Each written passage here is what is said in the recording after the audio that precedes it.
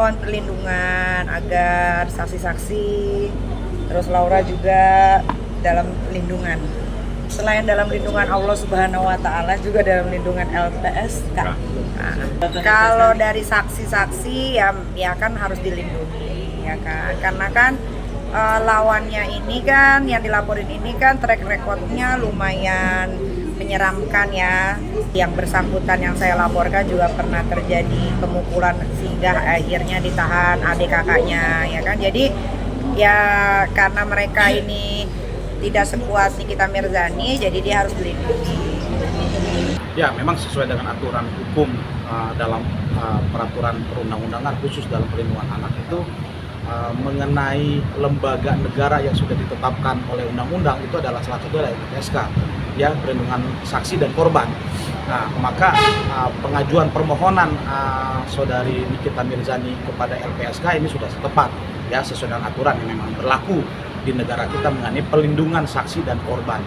Anaknya Nikita Mirzani kan adalah korban, ya, dan juga saksi dalam suatu proses perbuatan hukum yang dilakukan dugaannya oleh terlapor yang kemarin di-LP-kan oleh saudara Nikita Mirzani. LPSK itu pengajuannya langsung diajukan tertulis oleh saksi dan atau korban, ya, kepada pihak LPSK. Kemudian ada beberapa alasan khusus, ya, yang memang disyaratkan oleh undang-undang, ya, peraturan teknis di LPSK yang harus dipenuhi oleh saksi dan atau korban.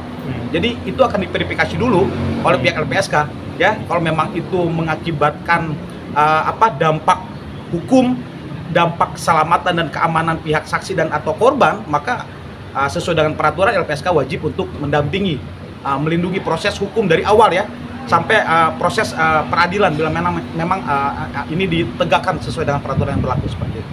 Perlindungan yang diberikan itu seperti apa, Bang? Sebenarnya tentunya kalau perlindungan sesuai dengan aturan juga adalah proses memastikan, ya, keselamatan saksi dan atau korban, keamanan, ya, selama proses dan proses penyidikan sampai di proses persidangan, ya, sampai seterusnya, ya, sampai nanti ada putusan. Jadi perlindungan keamanan dan keselamatan dari pihak saksi dan atau korban dilakukan oleh LPSK seperti itu. Nah, kami melihat memang seharusnya Nikita Mirzani melakukan itu, ya. Memang dari awal kita juga mendorong agar para saksi dan atau korban secara umum, ya, kita nggak usah melihat siapa dia yang melaporkan gitu, ya, kita jangan ke sana, ya. Ini kan undang-undang dan ini berlaku untuk semua masyarakat kita di Indonesia. Barang siapapun yang perlu perlindungan saksi dan korban atas keselamatan dan keamanannya, maka wajib negara untuk mendampingi, melindungi, gitu loh.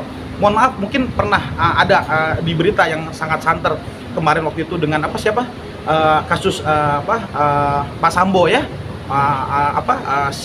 anak buahnya Pak Sambo itu dilindungi oleh LPSK karena memang kesaksiannya beliau ini memberikan dampak keamanan keselamatan untuk dia. Keterangan dia ini yang akan membuka, gitu loh, fakta-fakta hukum yang terjadi atas perbuatan hukum yang terjadi oleh Pak Sambo, gitu loh, saat itu.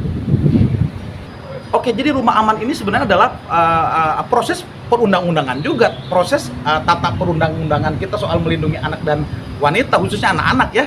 Rumah aman ini sudah ditetapkan oleh negara, ya, maka mekanisme di dalamnya pun sudah ada pengaturan teknisnya, ya. Ini juga mengatur keselamatan dan keamanan. Mohon maaf, teknisnya contoh, makannya, ya, kegiatan hariannya itu betul-betul dibimbing, ditata, dikelola, ya, diatur dengan baik untuk menjaga keselamatan dan keamanan si saksi dan atau korban.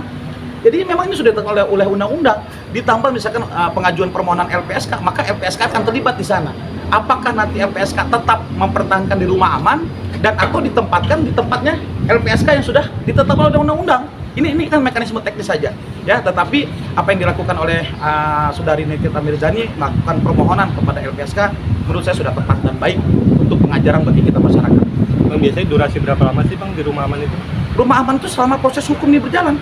Oh, gitu. Ya, sekali lagi nih, rumah aman dan atau perlindungan LPSK nanti bila mana diterima verifikasinya, gitu, ya, validasi dan verifikasi oleh pihak LPSK, ini sampai persidangan, gitu loh. Persyaratan sampai persidangan selesai, ya. Kemudian ada asesmen kembali untuk memastikan apakah sudah selesai, ya. Maka selama proses itu LPSK harus melindungi saksi dan atau korban seperti itu.